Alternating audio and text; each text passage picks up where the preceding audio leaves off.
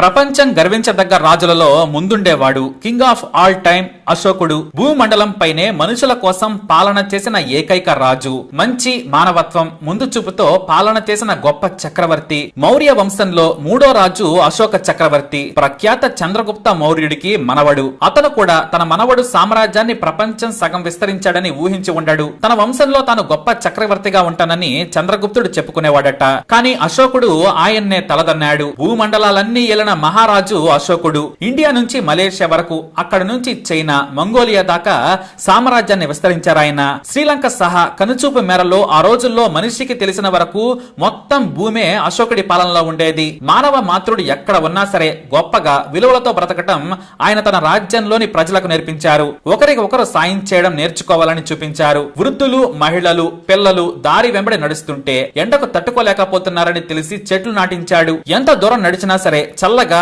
చెట్ల కింద నుంచే ప్రయాణం సాగించాలని మొత్తం చెట్లు నాటించారు ఆయన.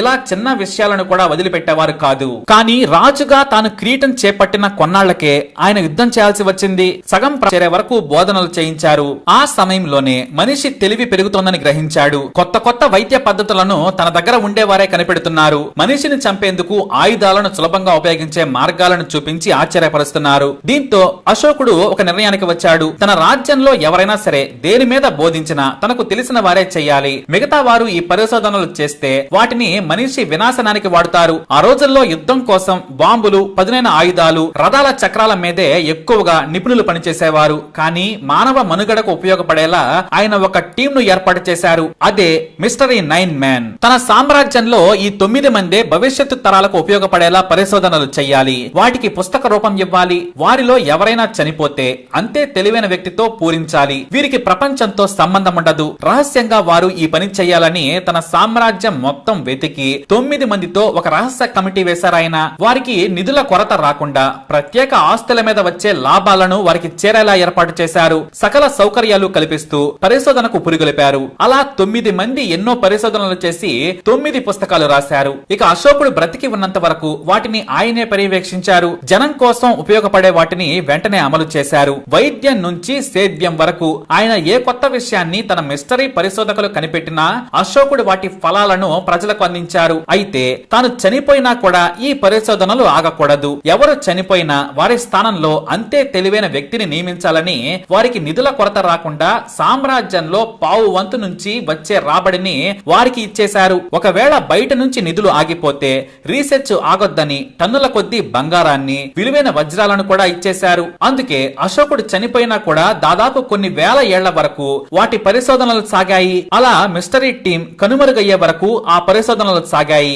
కానీ వాళ్ళు కనిపెట్టిన వాటిలో చాలా వరకు కనుమరుగయ్యాయట. కొన్ని పుస్తకాలు మాత్రం చరిత్రలో బయటపడ్డాయి. 1923లో ద 9 అన్నోన్ మెన్ అనే ఇంగ్లీష్ పుస్తకాన్ని రచయిత టాల్బాట్ ముండి రాశారు. అంతకు ముందే ఆయన ఈ మిస్టరీ సైంటిస్టులపై పరిశోధన కూడా చేశారు. అయితే అశోకుడు బ్రతికున్నంత వరకు స్వయంగా అశోకుడే వారు తమ టాలెంట్ ను ఉపయోగించి ఇచ్చిన పరిశోధన ఫలితాలను రాశారు. వాటి పత్రాలు చాలా కాలం అందుబాటులో ఉన్నాయి. ఈ 9 మంది 9 రకాల విషయాలపై పరిశోధనలు చేసి పుస్తకాలు రాశారు. వాటిలో ప్రొపగాండా ఒకటి. ఒక్క మనిషి ప్రాణం కూడా తీయకుండానే శత్రువును ఓడించే, ప్రజలను ఏమార్చే ప్రొపగాండా వార్ఫేర్ పై కూడా అశోకుడు తన అభిప్రాయాలను రాశారు. సైకలాజికల్ వార్ఫేర్ భవిష్యత్తును ఏలుతుందని తమ పరిశోధకులు రాసిన వాటిని చదివి ఆశ్చర్యపోయారట అశోకుడు. అయితే జూడో మార్షల్ ఆర్ట్స్ పై పరిశోధన చేసి వాటిని తమ ప్రియులకు నేర్పారు పరిశోధకులు. వాటిపై వారు రాసిన గొప్ప విషయాలు బయటకు లీక్ అయ్యాయి. వాటిని చైనా, టిబెట్ రాజులు ఫాలో అయ్యారు. అందుకే అక్కడ మార్షల్ ఆర్ట్స్ కు విపరీతమైన క్రేజ్ ఏర్పడింది. నాటి రాజులు కూడా ప్రతి సైనికుడికి ఈ విద్య నేర్పారు. ఈ మార్షల్ ఆర్ట్స్ మొత్తం అశోకుడు నియమించిన మిస్టరీ టీం రాసిన వాటి నుంచే పుట్టాయట.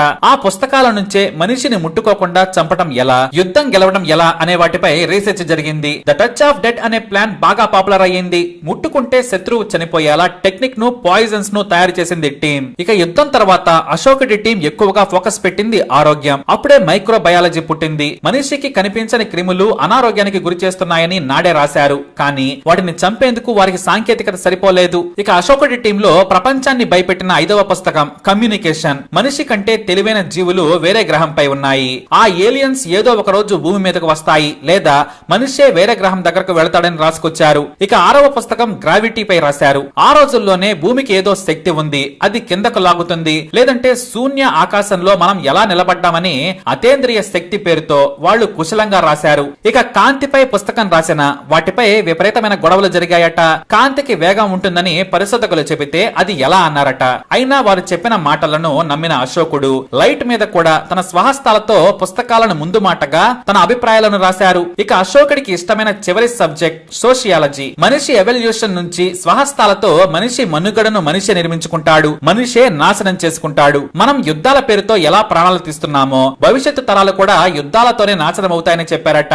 ఆ మాటలను ఆయన బలంగా విశ్వసించారు. మనిషిని చంపే ఆలోచనే మనిషి వినాశనానికి మూలం అని అశోకుడు ముందే ఊహించాడు. అయితే ఈ మిస్టరీ 9 మెన్ పరిశోధనలు ఎక్కడ ఆగాయి? వారు రాసిన పుస్తకాలు మాన్యుస్క్రిప్ట్స్ మాత్రం దొరకలేదు. ఎందుకంటే నాడు ఎక్కడ పడితే అక్కడ రాసేవారు. పత్రాల మీద, చిన్న చిన్న ఆకుల మీద రాసి పక్కకు పెట్టేవారు. వాటి కాలం చెల్లగానే అవి నాశనమయ్యేవి. అలా ఈ మిస్టరీ 9 మెన్ మిస్టరీగానే మిగిలారని రచయిత మూండి రాసుకొచ్చారు. మరి అశోకుడు సృష్టించిన ఈ మిస్టరీ 9 మెన్ పై మీ అభిప్రాయాన్ని కామెంట్ ద్వారా తెలియజేయండి. అలాగే ఇలాంటి వీడియోస్ కోసం వీడియోని లైక్ చేయండి, షేర్ చేయండి, మా ఛానల్ ని సబ్స్క్రైబ్ చేసుకోండి.